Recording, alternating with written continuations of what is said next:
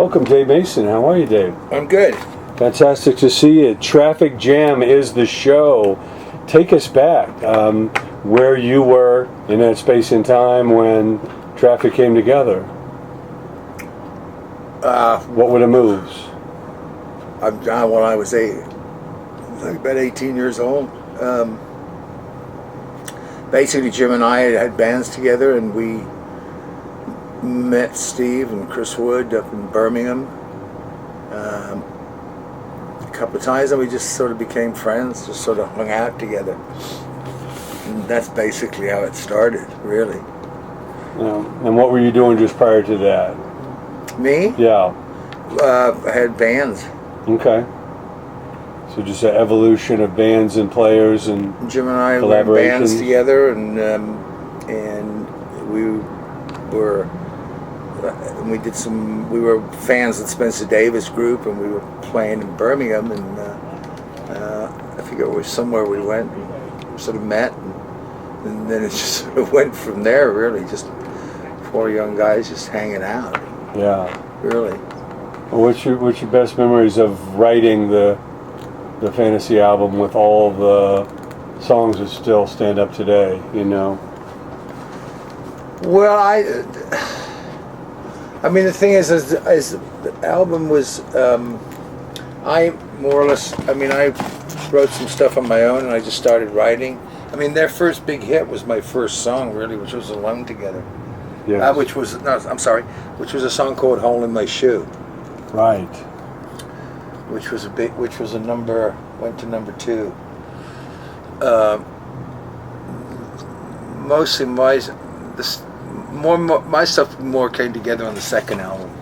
Mm-hmm. So this is the beginning, and by the second one, you brought in like a lot of finished songs. Well, I had finished songs anyway. That's how I wrote. They were more. These guys were more. The others were more collaborative and jamming stuff. I pretty much had my songs, for the most part, were pretty much written as songs. So you were already used to coming in with finished songs, so it was just usual business for you. For me, so I had the finished songs. It's just how then it's how they want to interpret it musically, or how the band wants to interpret it. Talk about writing Feeling All Right. Well, Feeling All Right's about not feeling too good myself. That's what the song's about. Joe Cocker turned it into Feeling All Right. When you first heard Joe's version, and that spawned 48 other major cover versions, and the song never stops. It just goes. When you first heard Joe's version, what were your thoughts? It was great. Knocked it out of the park. Yeah, it was great. It's a great fucking record. Amazing. What a man. We just lost Joe. One of the great what can you say about his voice? I owe him a fucking huge debt of gratitude. I mean, like I said, that song just never stops. It's commercials. It's constantly in commercials and movies. Everybody wants to feel all right. And that's 50 years ago I wrote that song this year. That's amazing. And Hole in My Shoe, what was the story behind that? Well, that was the first song I ever wrote, and that was really? just some fantasy little thing. It's simple. A fantasy little silly nursery rhyme that became a big hit. Amazing stuff. Now, going back, being able to play this, as the Traffic Jam, what is your greatest joy in being able to do this? Well, I'm doing mostly. I mean, for the most part, I'm doing when the Traffic songs that I'm doing, I didn't even write. So I'm just taking some of the things that I thought were cool and would be fun to play, and a couple of them I've rearranged and rewritten in a way. For instance? Well, Dear Mr. Fantasy is no longer a 3-chord song. It's the same melody, but I just put a little more to it. And Low Spark I do because it's a Traffic song, but I wasn't with the band. But but I do it as a slow blues. It's great to hear a new version of that. Yeah, so I do it as a slow blues, which seems to go over really well. And yeah, it's fun to do the songs. My keyboard player sings a couple of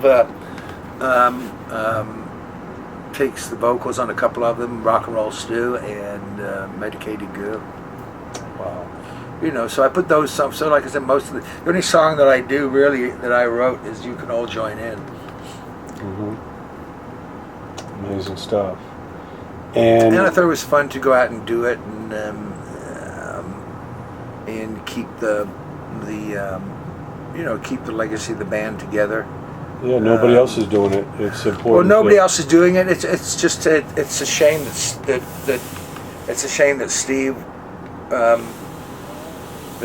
we can't do it together and do a Traffic thing, which would be great. But who knows? Maybe it'll happen. I'm not going to hold my breath about it, but we'll see. So you've reached out, but he's just doing his solo thing? Well, I don't know what.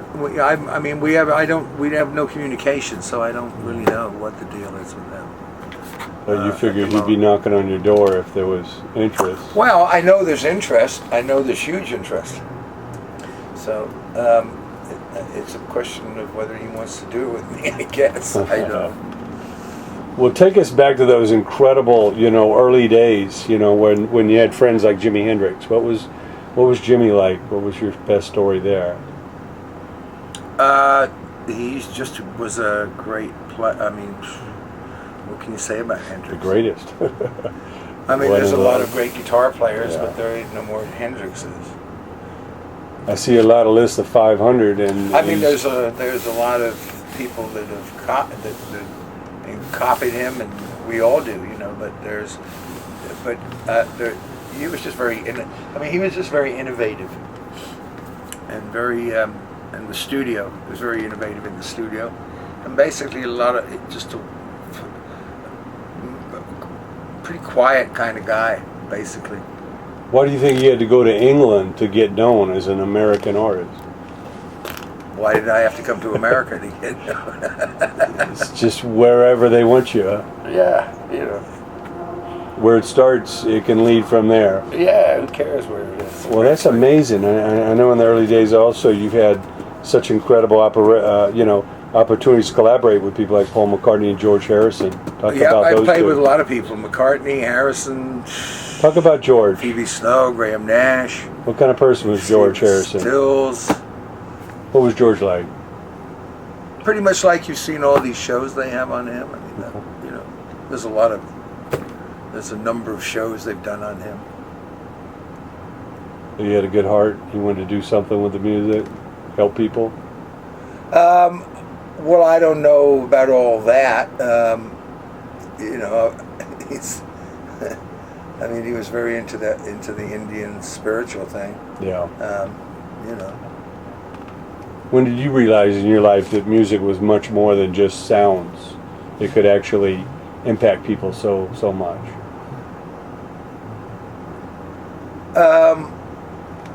I don't know. As soon as I started, the minute I got into it, I suppose. Yeah. It's amazing power. I started playing when I was 15. I mean, I just did it because this was fun. Yeah. And we just disagree. Where like did that come from? Jim Krieger wrote that. Guy Okay. played with me for 18 years. Wow. What has that song done for you? It was a big hit. It wasn't a big hit, but it was a hit. People still want to hear it to this day. Yeah. Amazing stuff. It's the soundtrack of their lives. Sure. what was the elements of the 70s that were so great that has made such lasting music? Seems like after MTV, it's gotten I don't know. a whole different world. But so many of the great artists, the albums we listened to were from late 60s and the 70s. Well, there's just the biggest problem is there's no radio left anymore. It's this old bullshit. I mean, there is no FM radio. Yeah. There's no great FM radio station. They just go play There's the no oldies. national radio still. There's nobody playing new stuff by artists like us. It's gone. Yeah. It's just somebody, you know, there's nothing going on. There's nobody home. There's no DJs anymore. There's no guys. So they're just in the commercial selling business, you know. It's there, yeah. It's just the music's just wallpaper for selling shit. That's what it's become. Yeah, the same. And everybody's, you know. And bottom line, I mean, if you want to really get into it, you know, it's just, you know, the Pandoras and the internet and everything else is just destroying intellectual property. And they're just, you know, they're killing off. Well, they're killing off a whole part of our business. Is what's happening. Yeah. That's what's happened. So there's, I mean, but the biggest problem is there's no radio. Nobody's going to know I've got a new album. Yeah. And it's to the point where it's pointless making anything anymore. It's just not worth it. Right. You have to go one to one just to let people know it's out. Yeah, the only thing left is live, you know. But I've been doing that all my life, so that's not the big deal of it. But what is the shame of it all is that there's just really, I mean, it's not really the internet. It's just that there is no radio left anymore. There's no radio. There's no promotion. Radio was the megaphone. Well, yeah, you know, the DJ spinning stuff in drive time, when you're driving to work and driving home, and they check played it out, what man. they Here's loved. the latest from Mason, or here's the latest from this, and here's the latest from this guy. Hey, let's spin one of the old records too. You know, there's nothing. It ain't nothing happening anymore, except robots. in local. There's some of it happening in local places, but even they're restricted because they're just owned by, you know, people who don't give a shit about music. They're just, Yeah.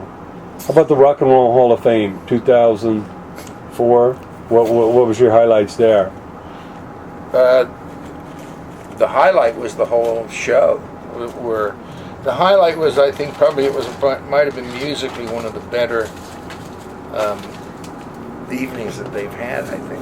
Yeah. I mean, I'm trying to remember. I mean, Prince.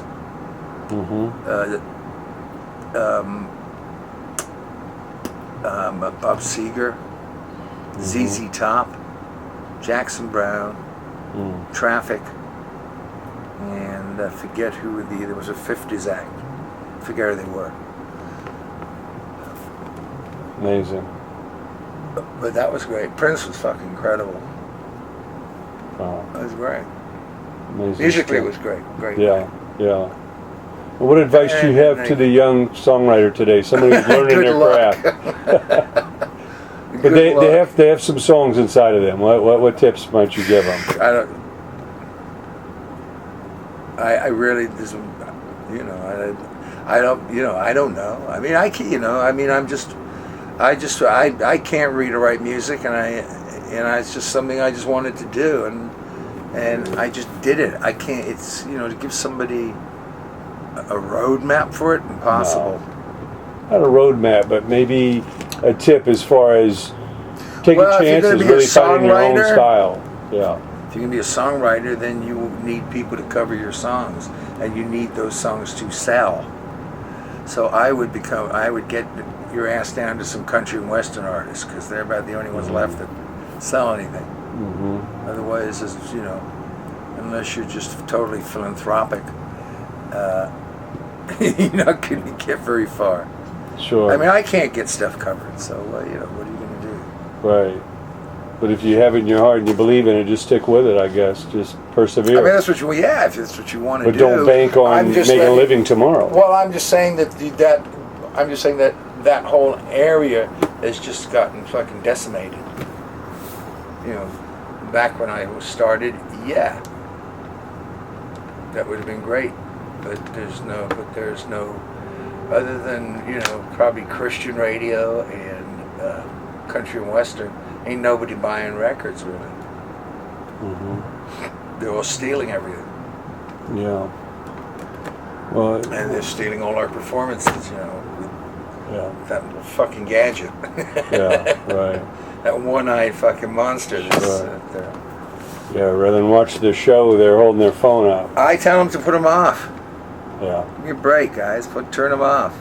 Watch the show. Yeah, do that for the other 23 hours, you know? Yeah, whatever. But, you know, but it's the way it is. What yeah. do? Well, it's amazing stuff. A lot to celebrate. You know, the music lives on. You know, it's a great. Well, we're great... still playing, you know, and that's great. And people are still coming out to see the show, and that's great. You know, can't complain about that. Yeah.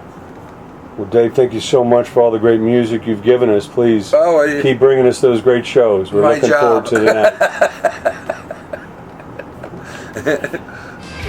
that.